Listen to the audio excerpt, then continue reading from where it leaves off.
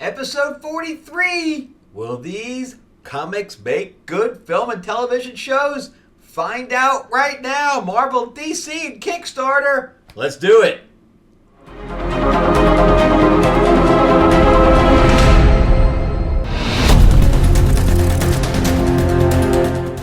All right, we're back with the new episode 43. I am your host, Frank Zanca. I am an award-winning screenwriter, novelist, and comic book writer. And again, thank you guys so much for making Lords of LA Issue 2 a viable project through Kickstarter. I will be running a late pledge for that one in January, late January. So I'll give you guys about a month to recuperate from the holidays. And happy holidays, everybody. We're almost here. We are at the 20th of the month. Holy cow, and it is 47 degrees outside. I am from LA. This is like my first winter, full winter here besides being on set for like a week or so in a cold area. So let's see how I do. I'm originally from New York, but it's been many, many, many years since I was in New York during a winter. Ouch. All right, so let's jump right into it. We're going to start with Batman and Robin. This is issue number 4 by Joshua Williamson. And I have not been a big fan of the art in this book. It looks a little bit anime, and the coloring is just kind of splash colors. It almost looks like they're in constant heavy lighting. But so we start out. This is the strange portion for me. So let's get into the story a little bit here. So there's a character named Shush. It's a female version of Hush, but there's no connection to Hush because Batman even says, what's your connection? And she says none. So that's it for that. So he was poisoned with something that makes bats attack him. So there's that. So there hasn't been a whole lot going on. They were chasing White Rabbit during the point of Gotham War where they said there was no crime anymore. Meanwhile, she kidnapped people. So it's all been a big mess. But we start out with this flashback of Damian. And the artwork, I know why it's red because it's a flashback. But the artwork is a lot better. I don't think it's the same artist. So, even the faces, everything are a lot more detailed. The coloring is not just splash coloring. Look at her cheeks on top and then on the bottom. So he's being taught he's given a verbal test for knowledge at the same time as he's fighting like 10 different ninjas, of which he kills them all. I don't know if he kills them, but he definitely wounds them badly. Which you kind of wonder, a 10-year-old kid, what kind of power can you pull through your muscles? But whatever. So anyway, she slaps him just in time for Talia to show up and say, "Did you just hit my kid? Did you just hit my kid? Did you just bitch slap him like, Chris Rock?" And she's like, "I'm so sorry. I overstepped." But look at Talia's face there. That is great. That is really nice work there. So I'm like, oh my God, they get a new artist in here? And basically she gets taken away. She's like, no, I swear, don't do it again. Bad timing there. And then the next page, we're back to the really, no definition artwork. So I don't know what happened. Why can't I have that splash page art all the way through? I'm sad. See, this is what I'm talking about. And, we got red and we got blue. And this is no longer a flashback. And that's all we get is a splash color, like everything looks like it's heavily lit. And you look at the background there. And I don't know, man. It's I kind of like the stuff from the beginning a lot better. I'm not sure why I can't get that. But so we end up finding out. So Robin's captured by Man-Bat. We find out that Man-Bat's not dead, even though I didn't know he was dead. But I guess he was because Robin says, "I thought you were dead." But he says, "Yeah, well, Batman just ain't cutting it. Gotham needs me, and I'm the one that poisoned him with the bats and all this stuff, and which." That should be a nice piece of art, but it's only okay. So, Batman and White Rabbit crashed through the ceiling, and Shush is like, White Rabbit, you let him here. I should have killed you when I had the chance. She's like, well, you didn't. You didn't. I got Batman with me now. You're screwed. So anyway, Batman, so Robin escapes. He has a laser, but needs to move his arm just a little bit to be able to do it, which I thought was kind of cool, where he wasn't in the right positions, which means he's got things to learn yet. I like that. And so Man-Bat escapes with Shush. And then we get this next page where Batman takes all the bats, and he's like, "Go away, bats, go away. I am the man." And the bats go away. But then, so he goes to the doctor right here, him and Robin and White Rabbit. But White Rabbit says to him, because the doctor says, it's clean out of your system. So White Rabbit says, did you know the pheromone poison had worn off when you decided to go all alpha on those bats? And he says, sigh. Then he just moves on.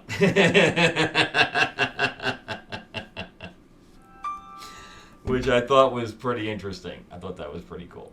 So this one has some good moments in there. And then White Rabbit's like, they're like, we have to take you in. Which is what Batman would say, which is the biggest thing that I saw with the Gotham War thing. With the Gotham War thing was that nobody ever took. Why can't I get this right? There we go. So White Rabbit jumps off the thing, but in Gotham War, nobody ever took Catwoman in. She was an escaped convict, and nobody ever said, "Hey, you're an escaped convict. You need to go." No, they just let her. The writing by Chip Zdarsky and Jeannie Howard was so bad on that. So bad. They should have been fired over that. But anyway, so they're like, all right, we gave her a head start. Let's go after her. That's pretty cool. And then, so get this. So Damian was in school for a little bit. She's making him go back. But the principal comes up, and the principal is this female. And Damian says, I think that's Shush. I think my principal is Shush. Which that would be extremely coincidental. It's not like she got the job there to be next to him. He only was there for like a week. And you know how long it takes to become principal? Very long time. So it's very coincidental. Extremely coincidental. So I'd like to hear how they're going to try to explain that, if that's the case, or if it's just a red herring. So we don't know yet. So the Shush character is a throwaway character. They could have done anything else besides the bandages and not make it that. So they could have given her any kind of mask. I do like the story. I like the Bruce and Damian have a different relationship than him and Dick does. And him and Jason, of course. Tim has become an outlier now. They've totally destroyed that character. They should just kill the character off at this point because he's superfluous. He doesn't have his own thing anymore. It's over. The whole thing because they could have broken him off with him and Spoiler doing their own thing, but they destroyed that now too. That character should just be killed. Just kill him. There's no need for Tim anymore. And so the relationship with him and Damian is very good. And I would like to see, I guess regardless, we're going to go see that in the movie. The problem is there's no lead up to that, because Gunn already said that that's what we're going to get for the Batman movie is Damian. So, but I like this. I like the whole thing with Shush could be changed for another character or another mask or whatever else, because the bandages thing just doesn't work for me. Having White Rabbit in there and that kind of a Catwoman type of deal in there is a good idea, and then having Man-Bat as thinking that he's becoming the savior of Gotham, it's a good idea too. I'm waiting to see a little bit more development on that to see how he feels or what he's doing to really think that he's achieving that. So yeah, I like it. It could be a good movie. So far, I'm waiting to see how they wrap this up, because it's on 4, so they got a couple of issues before they wrap up the storyline. So all right, let's jump into Blade. So this one started out really good, and then we had the thing with the Adana and him trying to fight her, and he got his ass kicked. So he goes to Dracula, and these are the parts I don't understand. So, because I guess I wasn't collecting Blade when he was like a sheriff, and I guess that vampires are now accepted in society.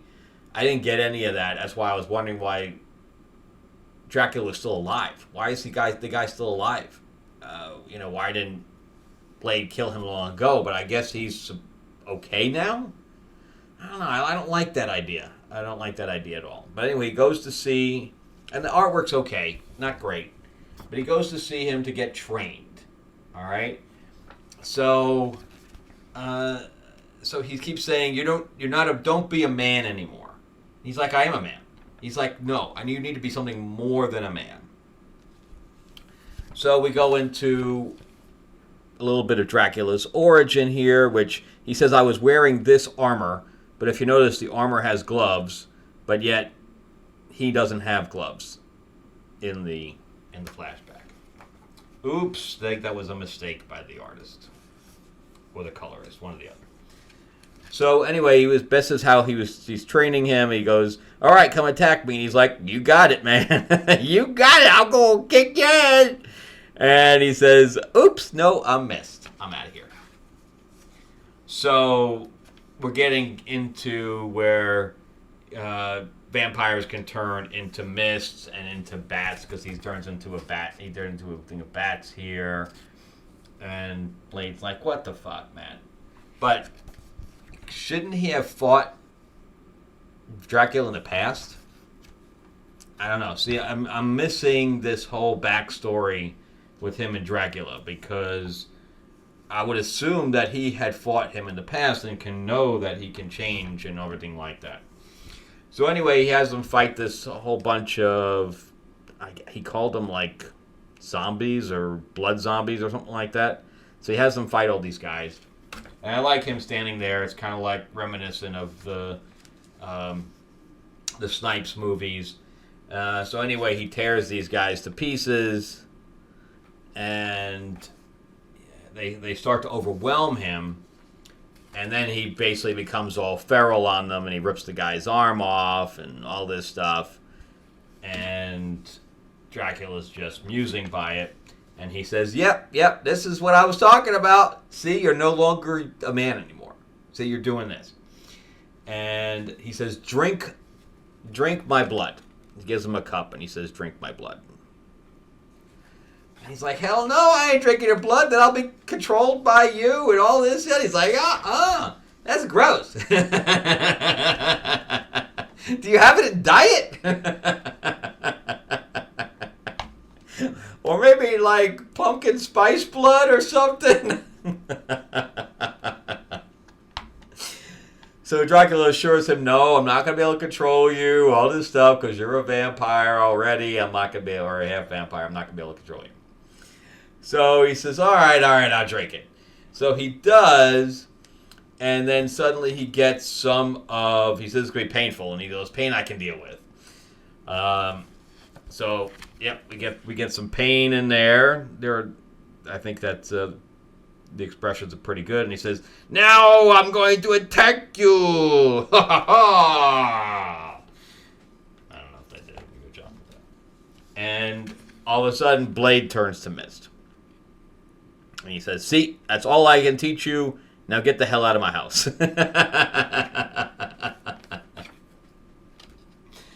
So yeah, that's the end, and the next issue has the Hulk in it somehow. So this Adana thing is going to go on for a while. I thought this was a mini-series, but apparently it's an ongoing. And I don't know. I like the issue. I like the relationship between him and Dracula, but I just don't understand the past of it. That's confusing me. Because I would have thought that they would have been mortal enemies. But instead he treats him like an old friend, that have maybe a little bit of a dark past behind them, but for most part he just treats him like a friend. So I originally said no for last time, but now it may get better. So I don't know. So I'm going to reserve judgment on this until I see where it goes, because it started out good and then it went to crap, and now it might starting to get good again. So I don't know. I'm keeping my fingers crossed because I like Blade. So let's see what they do. All right, let's get into the Boston Metaphysical Society. So in the last episode, I did issue 1 because I got issue 1 and issue 2 together. So again, this is about a trio group that one is a scientist, one is an ex-Pinkerton, so basically a cop, military type of guy. And then the other one is she's not really a psychic. As it says in this issue, she can't see the future at this point, but she has telekinetic ability. She takes pictures of spectral images and stuff like that. So they're in Colorado with Tesla, who's about to do this big experiment with his electrical thing where he's pulling a lot of power. He's hooked up with two other families. One's the Zhao family and one's the Aston family. Except there's an explosion that happens, so they don't know who the target was. They assume it was Tesla, but it could have been the experiment. It could have been anything. So there's all that. And now the female, Caitlin, she was stuck in this vision when she was sleeping, and she couldn't wake up, and she saw this mine and stuff like that. So then we jump into the new issue. So the experiment ends up blowing the power grid or whatever else, and he has to shut down the experiment. So meanwhile, Caitlin is still stuck in the vision, and she's like, "No, don't run away! Don't run away!" Whoever the metal guy is. But then she wakes up, and everything starts to fade already, so she has no idea what any of that means. And Tesla's just a complete dickish person in this. So he gets cookies, and he's like, "I'm not sharing them." And then they go to a store, and then we get this, flashback, and she brings up this Chinese exclusionary immigration thing that happened in the 1800s. And I think she's trying to make an allegory, and it's because it's brought up for no reason at all. Just none. It doesn't affect the story at all. And I think she's trying to bring that up as an allegory to today's time with the immigration that's overrun our country. And if that's the case, I don't agree with it, because our country's in a completely different state than it was in the 1800s. I mean, they probably needed more labor in the 1800s because the country had only been the country since 1776. So the country had only been in existence for 100 years. Not 1,000 or whatever. No, let's see, we're on 1700s to 2000, so we're on going on 400 years, 350 years. It's a big difference. So I don't know why she put that in there, but it was some kind of callback to history that was not needed. And that's my biggest problem with this book, is that it doesn't move. It doesn't move. It stays stagnant and just kind of drones along. So they're investigating the explosion, and the scientists realizes that it was somebody that was very precise, because it didn't blow up the whole area. It just blew up a very small area of the room. So it was aimed at somebody, but only 2 people died, and none of the main characters, of course. So, so they're like, yeah, but that's like the whole. It's a mining town, so half the town knows how to use explosives. So that doesn't really narrow it down at all. So I thought that part was interesting. And then we get this page for no reason about the guy that's supposed to be doing some engineer. He's not an engineer, so he's not doing a good job. But they just kind of, waste. She wastes space as far as I'm concerned. So she goes back into the dream with the mine, and so then they get a diversion, and Tesla gets out of the house with no shoes on, and then he runs. So the diversion was a page, him getting it out of the house was a page, him escaping is a page. So he wants to go to... So she's upstairs, right? But his whole thing... And then she hears noise, so she goes downstairs and she finds all the guys playing cards.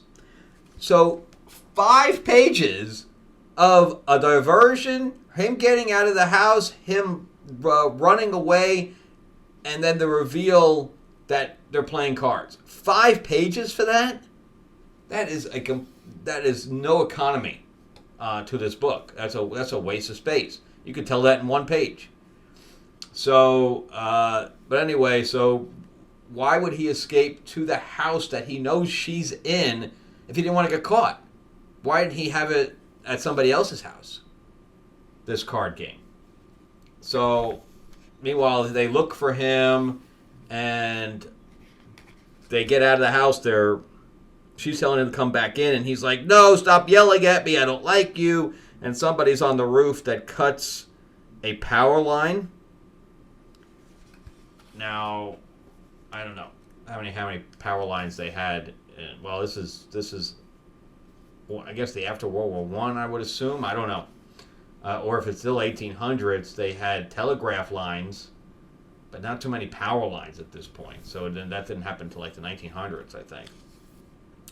But anyway, so it's raining, of course. If it wasn't raining, this whole thing wouldn't work. So the cord, the wire drops, and then it drops into the rain, and it electrocutes them both. So, yeah. So there's, and then she gives us the whole history on the Chinese Culinary Act, which I think she's trying to make an allegory to today's times, but it's lost on me. But anyway, so that's so yeah, there's not a whole lot happening here. Maybe there was 3 story beats in this entire 24 pages. Again, it's not economical. The way she's using the pages are not economical. So I'm interested to see where the story goes, but it's just been completely stagnant. So would it make a good film or television show? I'm going to say something I said in my last episode. Not this story. I don't think this story reserves its right for a film. And the amount of dialogue is. I mean, you're bored. You're bored. You're like, all right, get it going. You're not really adding. This dialogue's not adding anything to the story, and it's just piled of dialogue. So I think that it needs to be more compressed, and I like the 3 characters. So the 3 characters and the time period being a period piece all works, but it needs to move. It needs to move. So the electrocution of the 2 of them should have happened in like the middle of the book. It's not enough of a cliffhanger because we know they're not dead. So, all right. So let's recap. So I'm going to say yes, but not this story, and it needs to move, people. It needs to move. Blade might be getting better, so I might be changing that to a yes. Love the characterization. This is probably, in my opinion, the best Batman book out right now. I think it's going to get better, too. So if they got to change the artist, I really wish they used the first artist in there. And then, we're already getting a movie with him and Damian. So let's see how that goes with Gunn. All right. And again, thank you guys so much. Give me a like and subscribe. I am trying to grow the channel out in 2024, so help me out here, guys. And if you can subscribe, please do so. I do a couple of these per week. And of course, we're doing board games. I'm doing movie reviews. I'm going to go see Aquaman tomorrow. And I'm kind of excited about that. As anybody who knows me knows, I'm a big Aquaman fan. I am not a Jason Momoa fan, however. But I'm stomaching him for the rest of the world building that they do. And James Wan knows how to build that world out. He knows the Aquaman character a lot better than Zack Snyder ever did. So he's just stuck with Momoa, and I understand Momoa is a draw. So I understand that. It's just he's not Aquaman. But we'll discuss that when I do my review. All right, and thank you so much again for making Lords of LA a positive Kickstarter. And I'm going to throw up the card one more time. I'm really working hard right now. We have the graphic design for the cards for Riftstorm, which is the name of the card game I'm working on with Mark Spears, who does Spawn covers and things like that. He does a lot of monster stuff. I think the card game is doing really, I think it's really developing nicely. We just had a playthrough, and I think that went really well too. I just got some tweaks I have to finish, and we're doing a whole Oz version also, like a horror version of Oz. So it's really going to be, I'm really excited to get this out. Anyway, but happy holidays, everybody. Again, 5 more days till Christmas. If you're doing Hanukkah, then you're probably already deep into it. Hopefully you got some good presents. And I will see you guys probably tomorrow. All right? Thanks a lot. All right. Bye-bye.